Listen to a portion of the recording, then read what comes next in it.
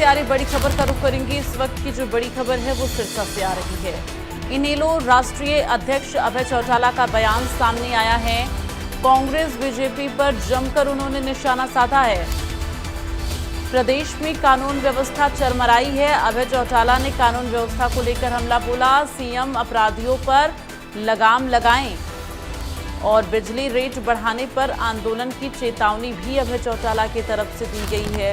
तो ये बड़ी जानकारी आपको दे रहे हैं। इनेलो के राष्ट्रीय अध्यक्ष अभय चौटाला ने बड़ा बयान दिया है। कांग्रेस बीजेपी पर उन्होंने जमकर निशाना साधा। सबसे पहले उन्होंने प्रदेश की कानून व्यवस्था को लेकर सवाल उठाए। उन्होंने कहा कि प्रदेश में कानून व्यवस्था चरमराई है और सीएम अपराधियों पर लगाम लगाएं।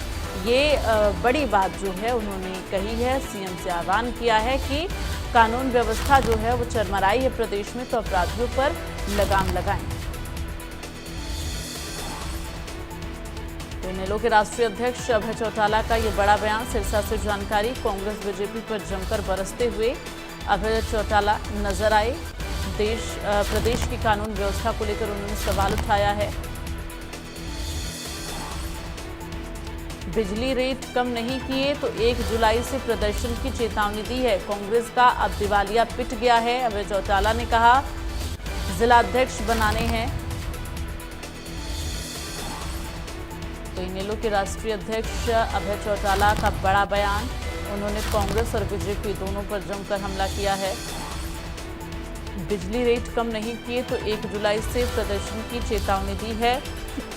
साथ ही कहा कांग्रेस का दिवालिया पिट गया है। जिला अध्यक्ष बनाए जा रहे थे, उसका जिक्र किया कि जिला अध्यक्षों की नियुक्ति नहीं हुई अभी तक।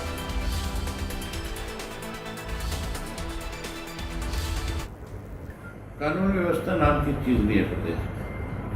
आप ये देखो, एक्साइज डिपार्टमेंट ने शराब के ठेकों की ऑक्शन करनी होती है, ऑक्शन नहीं कर सके। आज भी करीब कहते हैं कि 12-13 जिले ऐसे हैं जिनमें शराब के ठेकों की ऑक्शन नहीं हो पाई।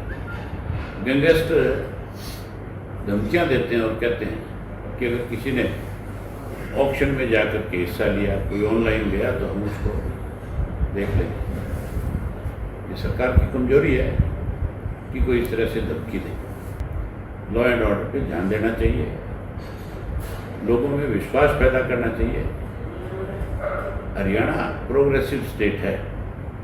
आज इसलिए कोई इंडस्ट्री नहीं आ रही, आज इसलिए कोई बाहर से कारोबार करने नहीं आ रहा, यहाँ वो सुरक्षित नहीं है।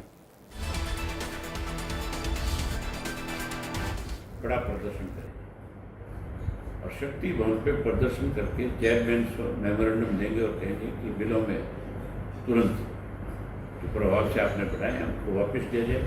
अगर वो वापस नहीं करेंगे फिर उस पर भी हमको बड़ा फैसला लेंगे। हम लोगों के साथ है, सरकार को मनमर्जी नहीं करनी। 3 लोग हैं, 4 लोग हैं कांग्रेस में जिनकी रोजाना स्टेटमेंट आती है, धरातल पे कहीं नहीं है, सिर्फ स्टेटमेंट देते हैं और वो अखबार में छप जाती है। वो अखबार की स्टेटमेंट से अपने आप को ये साबित करना चाहते हैं कि हम आपकी आवाज को उठाने का काम करते हैं। कांग्रेस जो है वो विपक्ष नहीं है, कांग्रेस तो सत्ता पक्ष के साथ है। हुड्डा साहब तो पूर्ण रूप से उनकी कठपुतली है। आप ये देखो, डिस्ट्रिक्ट का प्रधान बनाने के लिए राहुल गांधी को इंटरफेरेंस करनी पड़ रही है, तो फिर कांग्रेस कहाँ रहेगी? किस कांग्रेस की बात करते हो? जिस राहुल गांधी के पास है, इतनी फुर्सत नहीं होनी चाहिए अपोजिशन लीडर के पास है कि वो स्टेट में भी किसको लीडर बनाए। आज उसको ब्लॉक स्तर के ऊपर मीटिंगें करवानी पड़ती है। इतनी बड़ी किरकिरी है कांग्रेस की।